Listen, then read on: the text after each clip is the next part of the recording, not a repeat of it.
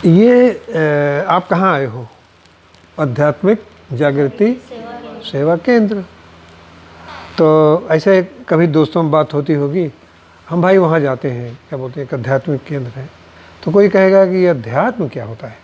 ये तुम्हारे मन में भी आएगा, हुआ कि अध्यात्म। और पिछले बहुत दिनों से मैं अध्यात्म समझने की कोशिश कर रहा हूँ, और इसी चक्कर में 3-4 किताबें भी लिख उठी अध्यात्म पर। लेकिन आज भी गीता में जो कहा गया है कि जीवन जीने की कला अध्यात्म है। अच्छा, जीवन जीने की कला क्या है? ये भी बड़ा अजीब है। जैसे आप लोग घर में रहते हैं, आपके माता पिता रहते हैं, आप लोग रहते हैं, यही कला है, यही तरीका है।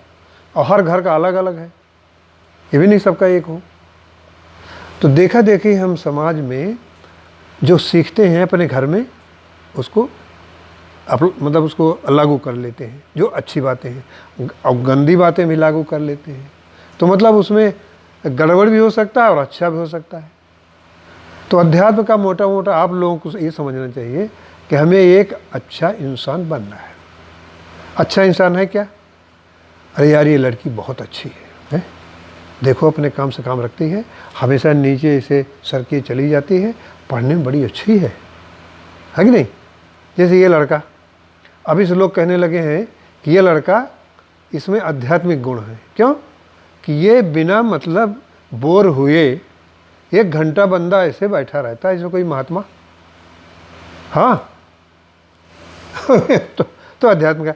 आज क्या हुआ कि हमने एक बार में एक लेख पढ़ा, सोचा इसको और मनन करूँगा, तो यहीं कर लेते हैं, इसमें जो तुम्हें अच्छा लगे ले लो। ये एक अखबारों में आता है, speaking tree, the speaking tree. इसमें अध्यात्म की चीज़ें आती हैं।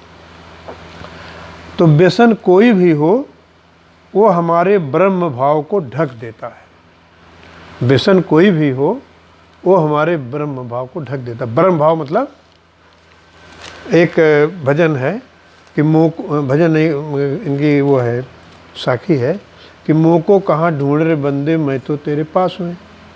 लोग भगवान से मिले अयोध्या जा रहे हैं, ठीक है। तो कबीरदास क्या कहते हैं? अरे वहाँ जाने की जरूरत नहीं है, वो तो यही है भाई, हमारे साथ है। लेकिन वो पता नहीं चलता। क्यों पता नहीं चलता? कि हम तमाम चादर ओढ़े हुए हैं व्यसनों का। व्यसन क्या होता है? जैसे मान लीजिए मोबाइल है, उसी में आप लगे हुए हो, यही है वो चादर, यही है वो व्यसन, ठीक है। या टीवी, वही है वो व्यसन। इसका मतलब ये नहीं कि मोबाइल ना देखो, टीवी ना देखो। टीवी में तो हमने एक महात्मा को देखा था, उनके घर में टीवी वो रेगुलर शाम को दूरदर्शन का न्यूज़ सुनते थे। कौन? महात्मा जी, गृहस्थ महात्मा थे, यही भाई साहब जी जिनकी बात करते। तो टीवी देखना बहुत ज़रूरी है, लेकिन जो आवश्यक हो, ठीक है। वैसे मोबाइल तो बहुत ज़रूरी है। बेटा कहाँ हो, क्यों देर हो रही आने से, ये माँ पूछ लेती है, आप बता देते हो। लेकिन उसमें से जो गेम खेलते हैं और दुनिया भर का बकवास, जो मतलब आपको आपके अच्छे बनने में जो रुकावट है, उसको क्यों देखें भाई, बताओ? नहीं देखना चाहिए। तो ये, लेकिन हमारे कह देने से और आपके सुनने थोड़ा बंद न कर दोगे, जब आपको समझ में आ जाएगा तब। ये मैं थोड़ा सा पढ़ता हूँ जल्दी में, और समझने और समझाने की कोशिश करता हूँ। वो कौन सा चद्दर हमको व्यसन ने ढक रखा है, लेकिन बहुत बढ़िया इन्होंने समझाया है। ये कहते हैं कि जैसे घड़ी का पेंडुलम होता है, घड़ी, एक बड़ी घड़ी देखा होगा, ऐसे उसमें एक गोला सा घूमता रहता है, वही घड़ी चलाता है। तो इधर जाता है तो वो इस तरफ आने की कोशिश करता है, जब ऊपर चढ़ जाता है तो इधर आने की कोशिश करता है, ठीक है। ऐसे ही हमारे मन में सुख दुख, जब सुख आ जाता है तो उस सुख में हम ऐसा कुछ गड़बड़ करते हैं कि वो दुख ला देता है, और जब दुख आ जाता है तो उस वातावरण में हम कुछ ऐसा करते हैं जो सुख ला देता है। जिंदगी भर यही पेंडुलम की तरीके से चलता रहता है। ये मतलब ये कह रहे हैं। तो इस प्रकार घड़ी का पेंडुलम एक बार लेफ्ट एक बार राइट जाकर वही लगातार चलता रहता है। इसमें कर्म भी ऐसे ही हमारे कर्म भी पेंडुलम की तरह होते हैं। जब हम सुखी होते हैं तब दुख में आने का आयोजन करते हैं। कैसे? खूब सुखी हैं और हमें समोसा बहुत अच्छा लगता है, हम समोसा ही खाते हैं, तो पेट खराब हो जाएगा, बीमार हो जाओगे, दुख हो जाएगा, फिर उस दुख से आप निकल के उसमें जाएंगे। ये क्रम जीवन में सुख दुख का चलता रहता है। बहुत बढ़िया हमको लगा ये अध्यात्म समझने के लिए। और जब दुखी होते हैं तो सुख होने का मतलब कोशिश करते हैं, फिर सुख आ जाता है, फिर सुख में हुए तो गड़बड़ किए तो फिर दुख आ जाता है। ये ज़िंदगी में ऐसे चलता रहता है। आगे बंदा कहता है ये कि जब बीमार होते हैं तब स्वस्थ रहने की कोशिश करते हैं। भाई ये न खाना वो न खाना, ठीक है, गर्म पानी पीना है, और आज खिचड़ी खा लो, स्वस्थ हो जाओ। अब जब स्वस्थ हो गए तो फिर वही गड़बड़ शुरू करते हैं, फिर बीमार हो जाते हैं। ये क्रम जिंदगी भर चलता रहता है। ये बहुत बढ़िया हमको लगा ये। अच्छा, उसके बाद जब धन खूब आ जाता है तो शराब पीने लगते हैं, टीवी ले आए, कार खरीद लिया, मोटरसाइकिल खरीद लिया। ज़रूरत नहीं कार की, भाई हमारा ऑफिस नज़दीक है, वहाँ जा दें, क्या करेंगे कार। मान लो कहीं जाना है रिश्तेदारी में तो टैक्सी कर लिया। कार पर अगर 20,000 का मेंटेनेंस खर्च होगा तो साल भर में टैक्सी का 10,000 होगा। हम के एक सज्जन मिले, बहुत बड़े अफसर थे, तो एक कार यार लेना बेवकूफ़ी है। हम कहा क्यों? कहे कि इससे अच्छा ये पड़ता है टैक्सी, कहीं जाना हो टैक्सी कर लो, और कार रखो, उसको धो पूछो, मेंटेन करो, आज पंचर हो गई, कल ये हो गया वो हो गया, ड्राइवर बुलाओ, बकवास। तो कहने का मतलब जब खूब पैसा आ गया तो हम ये करने लगते हैं, फिर उससे और परेशानी आती है। जब वो परेशानी आती है तो हमको उससे मतलब गरीब हो जाते हैं। जब गरीब हो जाते हैं तो फिर हम चाहते हैं कि धंधा करके पैसा आ जाए, फिर अमीर बन जाते हैं। ज़िंदगी भर यही चलता रहता है। तो ये कहते हैं कि इसी प्रपंच से बाहर निकलना ही अध्यात्म है। इसी से बाहर निकलना ही अध्यात्म है। लेकिन जो हमने शुरू में कहा था वो जीवन जीने की कला है। ये हमारा शास्त्र, गीता शास्त्र कहता है।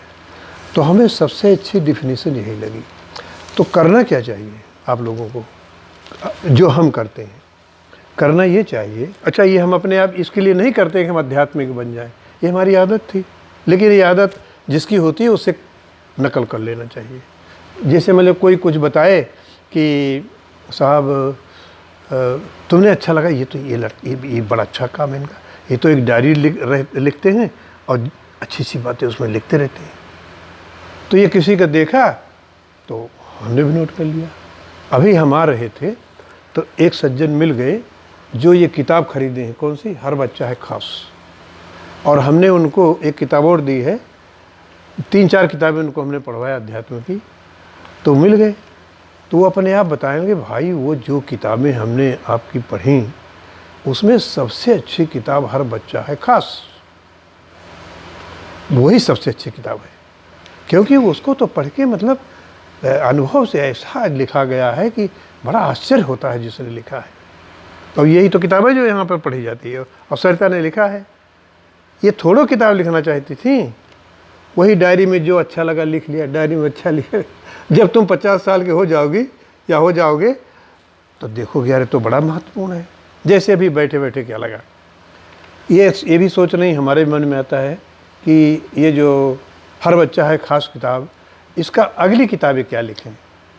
तो अभी हमने थोड़ा सा सुना जो उन्होंने बताया, और अब ये किताब पढ़ने के बजाय हैं अब ये आपको कुछ बताती हैं।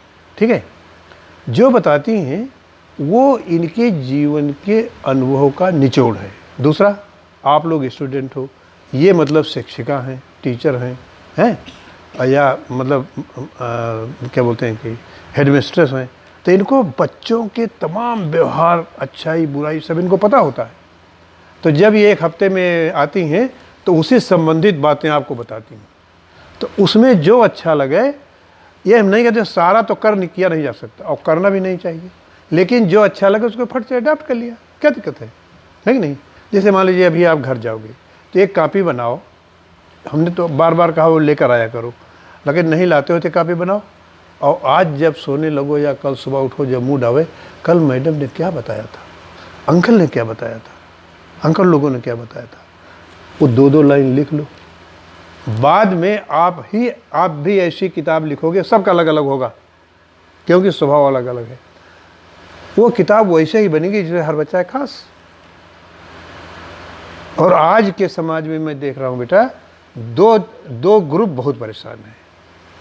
एक बच्चा तुम लोगों का, क्योंकि माँ बाप रोजी रोटी कमाने में इतना व्यस्त हैं कि वो टाइम ही नहीं दे पाते तुम्हें, है कि नहीं, समय नहीं दे पाते, तो अच्छी बातें सिखाएंगे कैसे।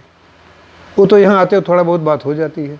दूसरा बुढ़े, उनको कोई पूछता नहीं, वो मतलब इधर उधर सुबह शाम घूमते रहते हैं और ज़िंदगी की याद करते रहते हैं, वहाँ मैं था तो क्या मज़ा था, बड़ा हमारा रुतबा था, अब तो कुछ नहीं है, अब तो कोई पूछता ही नहीं।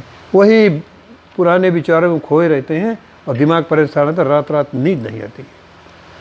तो ये चीज़। और एक बात और बताता हूँ, अभी व्हाट्सएप पर देखा हूँ, किसी ने भेजा है, पहले ज़माने में जो वैदिक शिक्षा हुआ करती थी तो उसमें जब लास्ट डिग्री मिलती थी यूनिवर्सिटी में तो उसको कन्वोकेशन बोलते हैं। और कन्वोकेशन में कोई विद्वान आते थे, लेक्चर देते थे, तो एक मंत्र उसमें बताया जाता था। जो MSc PhD करके उस लेवल के बाहर निकलते थे, वो ये कहते थे ज़िंदगी में स्वाध्याय को प्राथमिकता देना, अपनी ज़िंदगी में स्वाध्याय। तो अच्छा बनने में या अध्यात्म का वर्णन करने में या इन झंझटों से बाहर निकलने में स्वाध्याय बहुत ही आवश्यक है। इसलिए आप लोग इस लाइब्रेरी से जिसको जो किताब अच्छी लगे, देखो बच्चों की किताबें अलग रखवा देते हैं, उसमें से ले जाओ। और जब घर में मूड करे, बोर हो रहे हैं, टाइम पास करने का है, देखा कोई पढ़ लिया, यही स्वाध्याय है, बाद में आदत पड़ जाएगी। ठीक है, बात तो हम भूल ही गए थे, सत्संग है, हैं ये बोला कि नहीं। और चलो, यही आज ताज़ा ताज़ा पढ़ा था,